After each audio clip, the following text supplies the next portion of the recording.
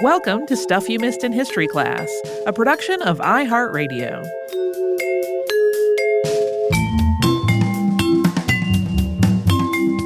Hello and welcome to the podcast. I'm Holly Fry. And I'm Tracy V. Wilson. Toronto's Great Stork Derby of the 1920s and 1930s is often reported in this kind of whimsical tone. And I can understand why that happens. It features a wealthy, eccentric, a highly contested will, and so many babies. You'll often see headlines that kind of make the joke that this person that catalyzed it all was the father of more than 36 babies, and really, because he made so many people have so many babies. But over the years, as the story has been told with a wink, all of the more complicated issues that came into play, including classism, the right to privacy, exploitation, the role of women in society, racial superiority and eugenics, as well as reproductive rights, have kind of been left out of the discussion. So we're going to tackle some of that today, and it is, as you might expect, not always delightful. And I want to make sure that we give a heads up that this episode includes discussion of infant mortality and some fairly insensitive handling of that subject, both in the press and in the courts. Yeah, it was, well, first when I got the email with the episode outline in it, I was kind of like, why is Holly's doing a baby episode? This isn't how it normally goes. And then the longer I read it, the more I was like, this is pretty horrifying. This is just as grim as Holly tends to gravitate towards. Sure. This episode is not about Charles Vance Millar. That's the wealthy eccentric that Holly mentioned. But to give a brief overview of his life will help us set this situation in motion. He was born in Ontario, Canada in 1854 to a farming family. In 1878, Millar finished his undergraduate degree at the University of Toronto, and then his next step was law school, completed in 1884. And at that point, he started a practice in Toronto, working in corporate and contract law. Millar amassed a considerable fortune in his lifetime, although his law earnings were actually only a small fraction of it. He made most of his money through smart investments and real estate. He owned so much stuff. But one of those investments was a Cobalt, Ontario silver mine, which struck a very sizable vein after Millar had purchased into it in 1905. On October 31st, 1926, Charlie Millar, as he was known to his friends, died very suddenly. He was in the middle of a meeting at his office with his lawyer, Charles Kemp, and also an official of the Canadian Post Office, George Anderson. Millar was 73 when this happened, but he had really seemed to be in great health. He had sprinted up 3 flights of stairs to get to this meeting. And the 3 men had gathered to settle a disagreement that they had had over some technicality of the law that had come up when they were just all having lunch together. Millar was kind of a jokester, but he was also really incredibly knowledgeable, and he wanted to prove to his friends that he was right about the thing they had been arguing about. So those 2 men got to the office after Millar. They had not sprinted up the stairs.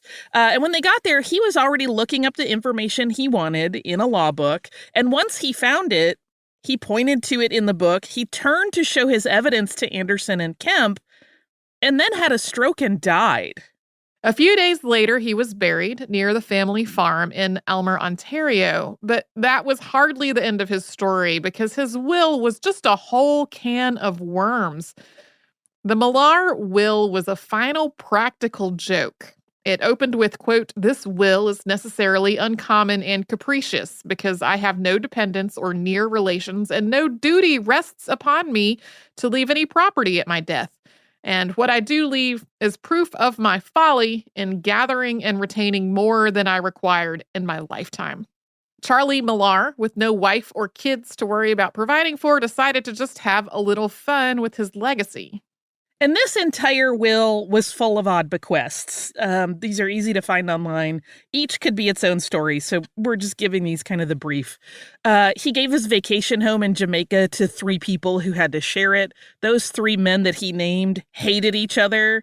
But it turned out that Millar had actually sold the property before he even died, so that clause wasn't even valid. He left stock in O'Keefe Brewing Company to a group of ministers who were opposed to drinking. Similarly, he left Ontario Jockey Club shares to people who thought betting on horse racing was immoral. You can kind of see how this went. He also made more standard arrangements. He made a plan for money to go to Toronto's Hospital for Sick Children and for the University of Toronto. But Clause 9 of his will was a doozy, and it set in motion an unprecedented series of events. Here's how this clause read, quote, 9.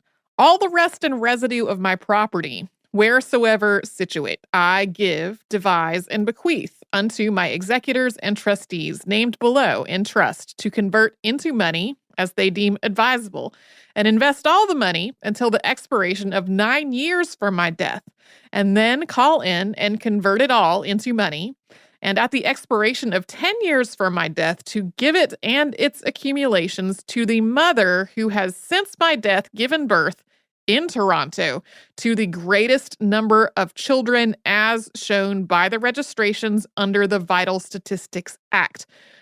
If one or more mothers have equal highest number of registrations under the said act to divide the said monies and accumulations equally between them. We don't know why he did this, but all of this meant that he ended up leaving $500,000 to the Toronto woman who could have the most babies in a decade, or women, as Tracy just said in the case of a tie. Millar's will passed through probate court less than 6 weeks after his death in early December, but it did stipulate that that contest started with his death. So, from October 31st, 1926, the day Millar died, to October 31st, 1936, the Great Baby Derby, or the Great Stork Derby, as this odd contest came to be known, was in effect. Though there was speculation about how this whole thing was going to play out, it wasn't initially a huge story.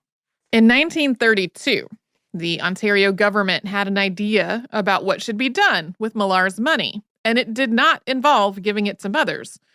Attorney General William Price introduced a bill in March 1932 to escheat the estate, meaning that Millar's undistributed assets would be handed over to the state.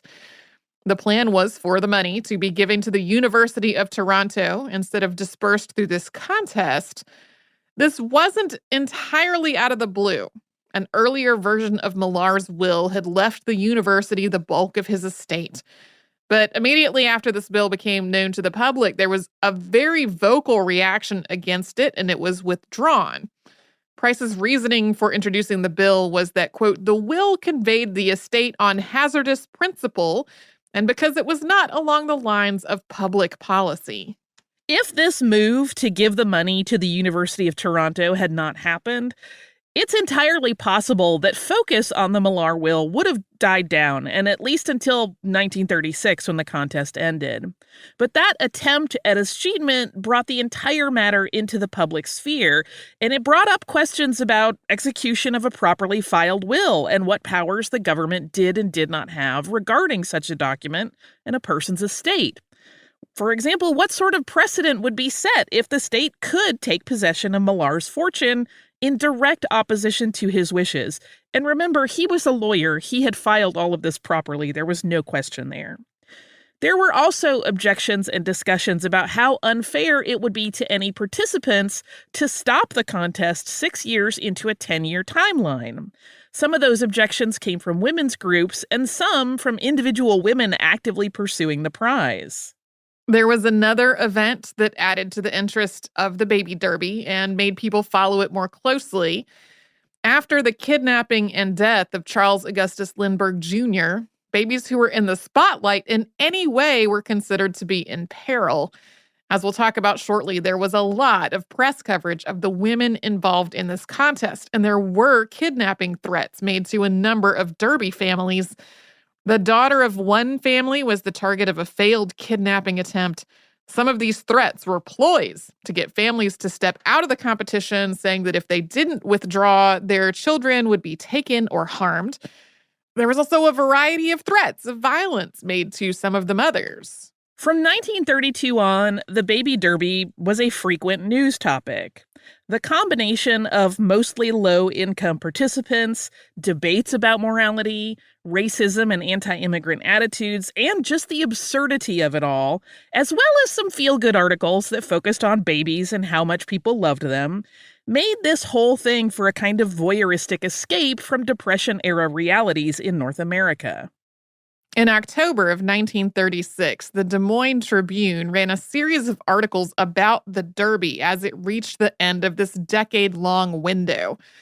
One was under the title, quote, "Stork Derby is Headache." That one relays just how disruptive this whole thing had been for government officials, writing, quote, "Even the eccentric attorney could hardly have guessed what a headache his bequest would give the Ontario government as the now world-famous Stork Derby moves into the last few weeks of its already hectic course." One phrase in the will, those words duly registered, is giving the Honorable Harry C. Nixon Provincial Secretary plenty of sleepless nights. And as it turned out, while some women were registering their children as they were born, some of them seemed to have adopted a wait-and-see approach, and only at the end, if they thought they might be contenders for the prize, did many of them suddenly wish to register multiple children at once, creating a huge surge of verification paperwork for Ontario's government. And it was, as that rush of paperwork mentioned above hinted at, a mess to sort out. As the 10-year period of time was closing, the legal debates about Millars' will and the rules of the contest were really just beginning. We will talk about that after we pause for a quick sponsor break.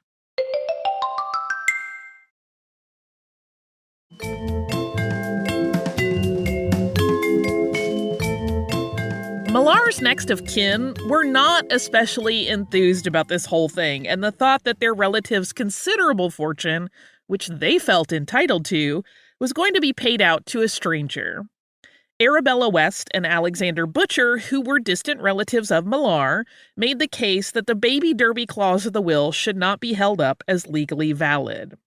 The legal tack that they chose to take was that such a bequest was against public policy. In their minds, you could not pay for babies, and encouraging women to have all manner of babies was inciting people who should not indiscriminately procreate, and this was absolutely racist and anti-foreigner at its root, to make more children than anyone wanted. There was also a concern that was used by people trying to invalidate the will that had a bit more merit.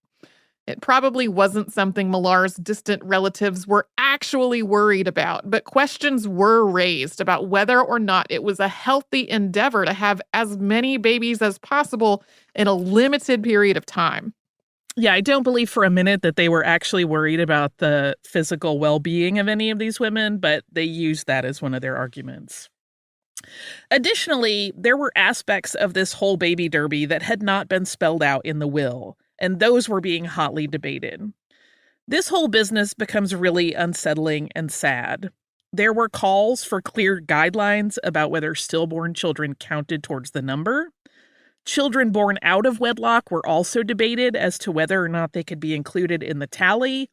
And if a child was born and then died in infancy, did it count or not?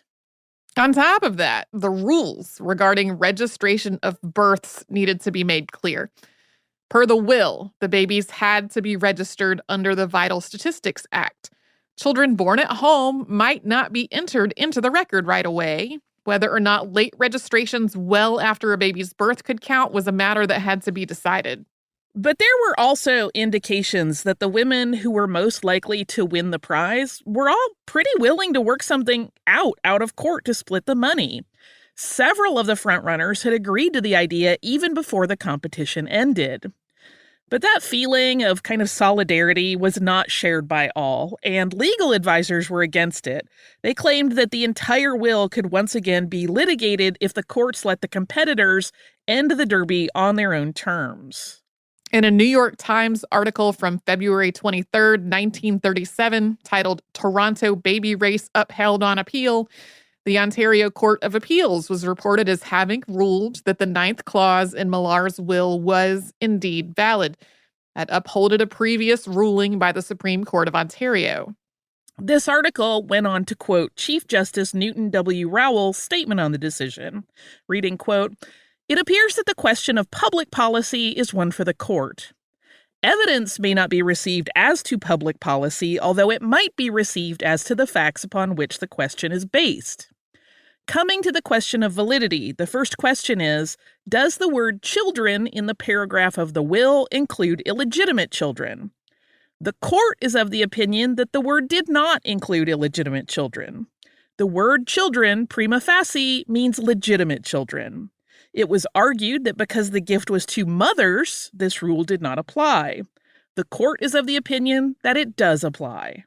Chief Justice Rowell went on to comment on the fact that per Millar's own wording, the will was, quote, uncommon and capricious, and that the deceased was, quote, entitled to dispose of most of his property as he saw fit, provided he did not violate the law. The justice also pointed out that the relatives contesting the will were not close to Millar. It was obvious that he had not intended for them to have any part of his estate. With the appeals court upholding the validity of the contest, the next legal hurdle was, of course, figuring out exactly who the winner was. That process started in earnest in February 1938, well over a year after the contest's decade had ended. There had been hearings about determining the winner just weeks after Millar's window expired, and that had involved 15 claims for various families and 2 claims filed by relatives who wanted it all thrown out.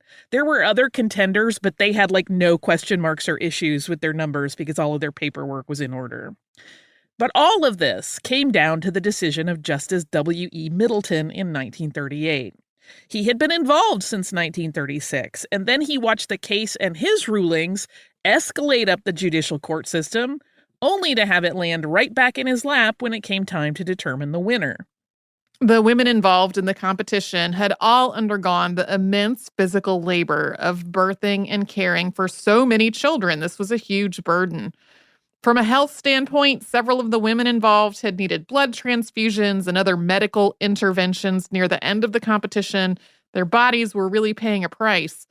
But by the time they got to the point where judges were determining who the winner would be, a lot of them had also just been dragged through a whole lot of misery in the public sphere. The second any mother had emerged as a possible participant, she had become the focus of the press. The women who were competing ranged from very, very poor to kind of working class, and their entire lives were divulged by journalists to an eager and extremely judgmental readership.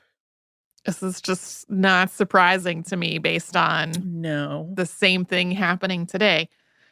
Over the course of the Derby, and intensifying as the court cases were hashing out the denouement, papers and government offices were flooded with opinion letters about Millar's contest, and most of them were very unkind regarding the families involved. They hinted at how lascivious, immoral, and stupid many members of the public believed them to be, as well as how they thought the whole contest was the same. One woman wrote to Ontario Premier Mitchell Hepburn, quote, "Would you like to tell the women from me that they are fools, and the men that there is no epithet foul or strong enough to describe them? And I hope they will have to pace the bedroom floors persistently for months to come, so that the babies get their own back for being the victims of avarice." The first newspaper article about possible contenders didn't actually come out until several years into the competition. That was on October 8th, 1930. And that day, the Toronto Star ran a story about 2 women, Mrs. Grace Bagnato and Mrs. Brown. Grace Bagnato had 20 children, 10 of whom were living, 5 of whom were born within the Millar will date parameters at the time of the article. Mrs. Brown had 26 children, 13 of which were surviving at the time of the article, and 6 of which she claimed qualified for the competition. But unlike Mrs. Brown, Grace Bagnato maintained what seemed like a constant state of pregnancy and delivery, so over time she remained in the public eye, whereas Brown fell out of the coverage. This story evidenced the social unrest and the outright racism of the time, with a quote from Mr. Brown regarding the competition, quote, "If a few more Canadians would be themselves and produce a decent-sized family, the country would not be overrun by foreigners." Mrs. Brown similarly stated that, quote, "I can't let any Italian get away with that leadership stuff. I'm a Canadian and so is my husband. We're honest to gosh, dyed-in-the-wool native-born Canadians of the fifth generation and think 6 babies in 5 years ought to lead. This was the kind of rhetoric that was reported throughout the remainder of the contest, both by various people that were quoted from reporters to just journalists making their own assertions. Foreigners who had a lot of babies were characterized as irresponsible. White families, on the other hand, were doing their part to ensure the strength of Canada's population. This whole problem was no doubt fomented by the large number of immigrants who had moved to Canada in the first 2 decades of the 20th century, because simultaneously the birth rate had been in steady decline since the mid-19th century, and there was this whole really irrational fear and panic that the white middle class was going to be supplanted by a population of first and second generation Canadians born to immigrant parents. Grace Bagnato, for example, was born in Canada to Italian immigrant parents and was married to an Italian immigrant in an arranged marriage when she was just 12. By the time she became known as a Derby contender, she worked full-time as a court interpreter and used her spare time to help Italian immigrants with legal issues. She was also still the primary caregiver to all of those children, cooking all the meals for the whole household. Her ultimate disqualification was paperwork. She had failed to properly register 2 of the children, and she had undergone having to read other families talk about hers as though they were undermining society simply by existing. There were so many families who similarly struggled. Many with 8 children born during the Derby, so they looked like they were contenders and they stayed in the press. And they had kind of willingly accepted, willingly as in air quotes there, being treated without dignity in the press simply because they saw this Derby as their one chance at a better life. One reporter from the U.S., Sylvia Grace of the Pictorial Review, was an outlier in covering the story from a much more serious angle, writing of Millar's prank and impoverished families trying desperately to win, quote, "The joke, if it was a joke, is not funny to them." Additionally, all the families who seemed like they might emerge the winner were courted by entertainment agents hoping to make money off of them. To families who were living in poverty, some of these deals seemed like a way to improve their lot in life, even if they didn't win the Derby. But of course, these offers were always exploitive in nature. It doesn't appear that any of the mothers actually gained anything from any of their meetings with agents. There were also some fairly horrifying constant tallies in the press, noting not just how many children there were in each family, but also whether any of the children were sick and whether their possible deaths might impact the outcome of the competition. And there were deaths in some of the families, including one of the families that ended up being declared a winner. But there was just no delicacy really to this reporting. While parents were obviously grieving, readers got what sounded almost like sports statistics reporting. And they also read personal details about how the child's illness had been treated by doctors. There were 6 mothers in the end who emerged as the final group out of an initial claimant group of 17. The first 2 we're going to talk about ran into a lot of problems as they tried to prove their cases, and we will get into all that after we hear from the sponsors that keep Stuff You Missed in History Class going.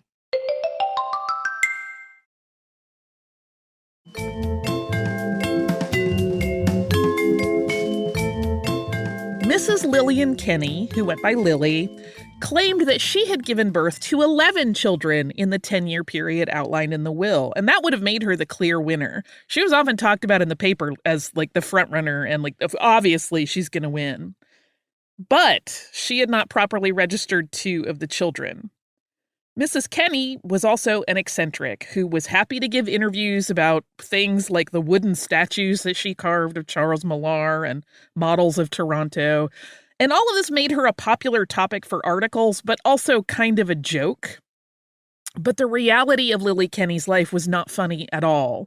Her husband had lost his factory job at Goodyear Rubber in 1932, and they had been living off of Lilly's meager income caring for children and government assistance since then. The Kenny family lived in deep poverty. One of their children had died from an infection after being bitten by rats in the child's crib. And although she had reached out to the Department of Health to send a doctor, this request was handled with no urgency. The doctor didn't get there in time to save the baby.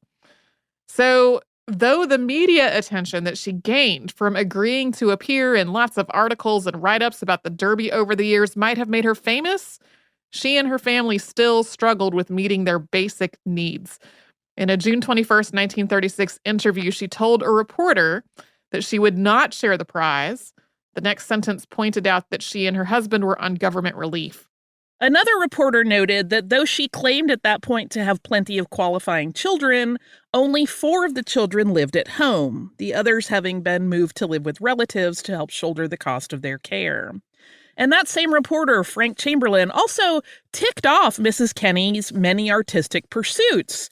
But then he closed what had been a fairly complimentary paragraph with, quote, "Meantime, in the full glare of the noonday sun, she lets Mary Ann, her youngest living baby, play in a crib in front of her house." The real issue that emerged for Mrs. Kenny was that 3 of the 9 children that she claimed tied her for the win had been stillborn. She and her lawyer believed that these should count. The lawyer for the estate believed they should not. Additionally, he pointed out that some of her children had late registrations, saying, quote, "It is not for parties to come forward years after and claim registration on disputed grounds." After some attempts to try to reconcile the late registrations, Lilly Kenny's lawyers asked if there could be some kind of settlement for her instead, and Judge Middleton refused.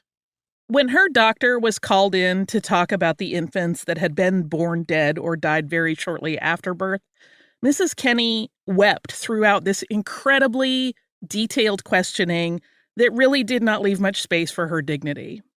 Mrs. Kenny left the courtroom during a second round of this brutal medical questioning, telling reporters, quote, "They're treating me like a dog. I'm no dog. They're dogs. They can take the money and go to hell." Her legal team did, however, continue to appeal her case, even after she was disqualified in a judgment that included this damning sentence, quote, "The conduct of Mrs. Kenny leads me to be exceedingly suspicious of her actions." Judge Middleton also included in his ruling on Mrs. Kenny's case that stillbirths should not be counted because in his view, and this is very hard to read, a child born dead is not in truth a child. Another woman, Mrs. Clark, had 9 children, but 5 of them were born after she and her husband had separated. And while she was still married to him, she had those children with another man. This was also called out as in violation of the rules, since the appeals court had outlined that only children born in wedlock would count. She initially hid her identity, giving interviews as Mrs. X in the hopes of obscuring the potential issues around her children's births. She had even asked reporters to please keep her name confidential, as she had simply been too poor to pay the legal fees for her divorce. Her first husband had walked out on her, and she and the father of her last 5 children, Harold Maddell, lived as a married couple, even though they weren't legally recognized as such. Her attorneys attempted to make the case that since she was still married, her children should be considered legitimate in the eyes of the court. They also further suggested that it was possible that her legal spouse, Mr. Clark, could have possibly been the father, but this only served to damage her case. As the discussion of which man may have fathered her children unfolded, it was, of course, a degrading conversation. The judge even joked about her perceived promiscuity in his remarks, and she was also characterized as a bad mother. Further complicating her case was the fact that she had registered some of the children with her boyfriend's last name, and she told the court this was because she was afraid of her husband and that he might try to take the children if she gave them his last name of Clark. In addition to all of this, it also came out in court that Harold Maddell, the boyfriend, had been physically abusive during their relationship, and that relationship had ended before the court proceedings began. Mrs. Clark had not ever even intended to participate in the Derby until her doctor mentioned it to her in 1936 when she gave birth to twins. And by the end of all this, Judge Middleton had ruled that she had turned her back on her children and abandoned them with relatives.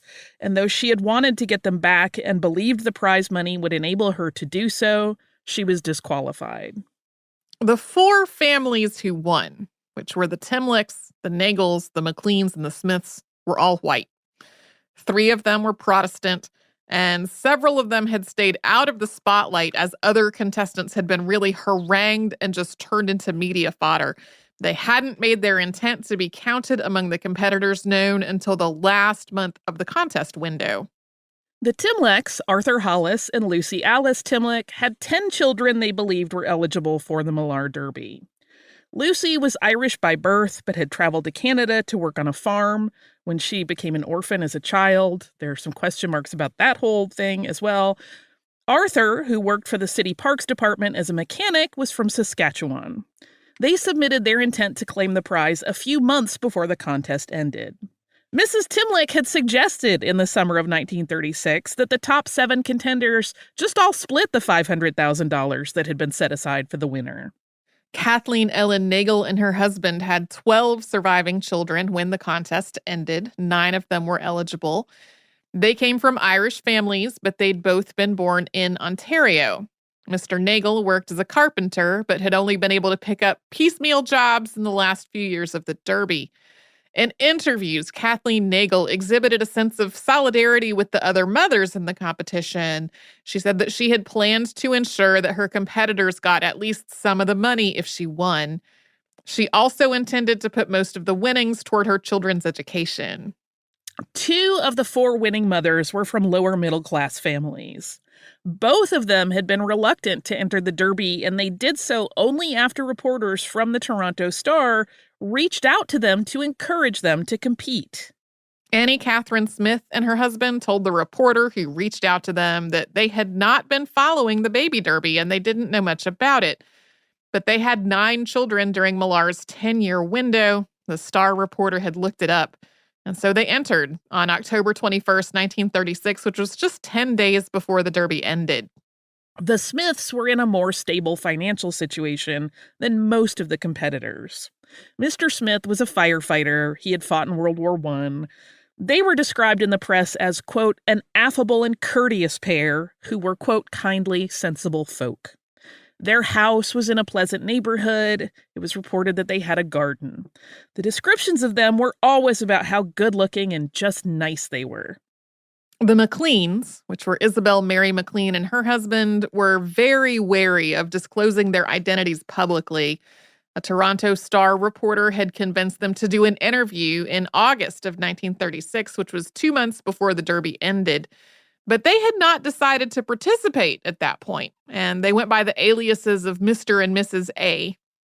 According to Isabel, they knew about the baby competition, and they had 9 children, all registered with vital statistics, but her husband was not convinced that they should do it. And up to that point, they had been hearing about people with 10 and 11 babies, so they really didn't think that the risk of losing their anonymity was even worth it, since they didn't think they would be in the running to win. One thing that's very apparent in that early write-up is that the press really liked the McLeans.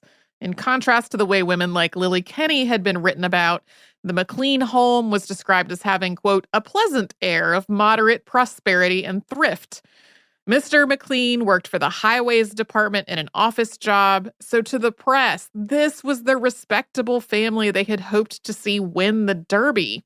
Isabel McLean didn't enter the competition until the day before it ended on October 30th, 1936.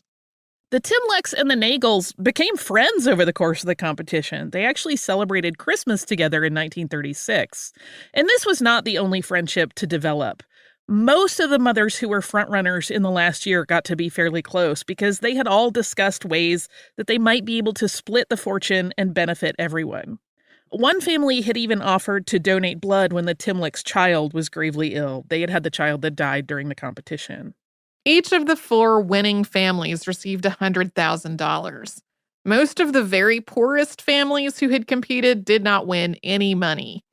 The press coverage of the winners continued for several months after the final decisions had been made.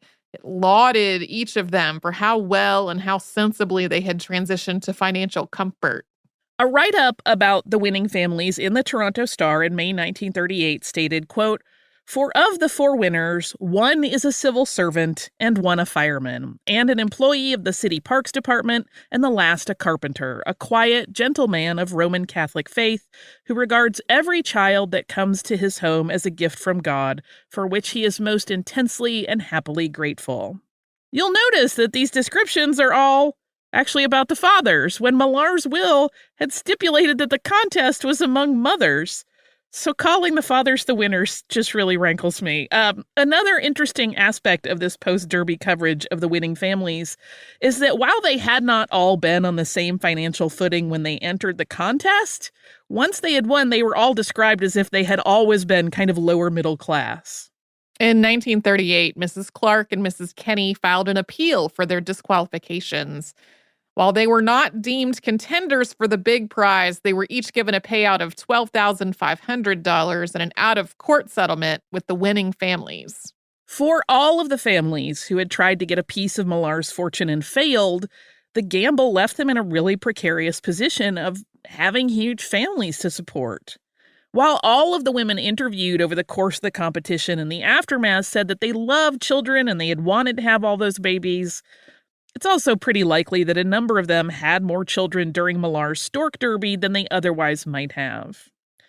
One take on this is that women were trying to achieve a better standard of living for their family through one of the few ways that they could, childbearing.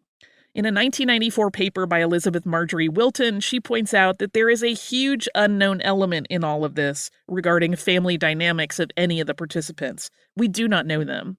We don't know much about the mindsets of most of the husbands involved. We don't know whether the wives were exploited or felt exploited by their spouses, and whether there had been any discussion among them prior to attempting to join the competition about the financial ramifications if they lost. Mrs. Kenny continued to have problems and to be a subject of public scrutiny after she had 3 home fires in a short period of time. In each instance, the home was destroyed and she and her family had to move. This gave rise to questions about whether she had somehow been involved in the fires. She was never found to be responsible, and eventually she, like the rest of the Derby mothers, were pretty much forgotten by the press as different and new stories took over the focus. Yes, she really got harangued for several years.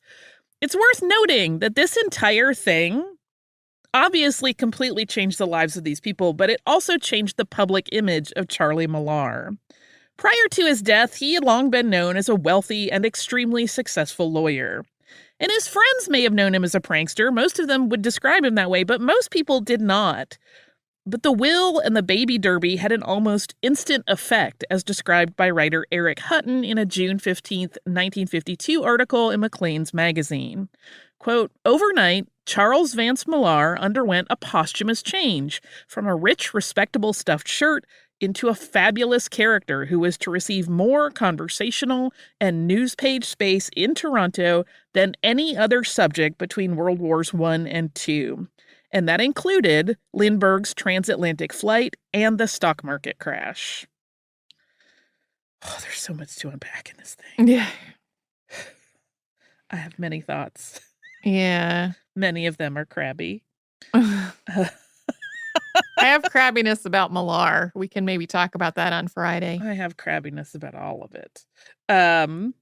Yes, we will talk about so much of this on Friday. And I want to mention at least one of the participants that we didn't really get to focus on in this one because it was a little long and we had to cut some stuff. But I will do a much more delightful listener mail since this was a little bit rough. Okay. This is from our listener, Jane, who writes, it's about Noodles. Years ago, I was very fortunate that my grandparents took me to Italy. In Rome, every day on my way to the hotel lobby, I would peruse the menu on the elevator wall, planning my evening meal, because that's what you do when not sightseeing. There was a dish, noodles with cream, which didn't sound very appealing, but every day it would catch my eye. There was also a German language menu, and I saw it there, Nudeln mit Creme, which I figured was noodles with cream, but I couldn't for the life of me figure out what this dish was. On a particular day, I happened to be on the other side of the elevator and looked at the menu, and lo and behold, this menu was in Italian. So I quickly looked for the possible translation of noodles with cream, and all of a sudden, the penny dropped. Fettuccine Alfredo. My heart soared, my mouth salivated. Needless to say, I had my noodles with cream that night and every night after that until we left Rome.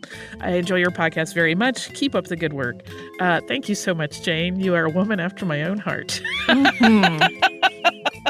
If you would like to write to us about delicious things you have eaten, they provide great ends to episodes that are downers. You can do that at historypodcast@iHeartRadio.com. You can also find us on social media as Missed in History. And if you have not yet subscribed, you can do that on the iHeartRadio app or wherever you listen to podcasts.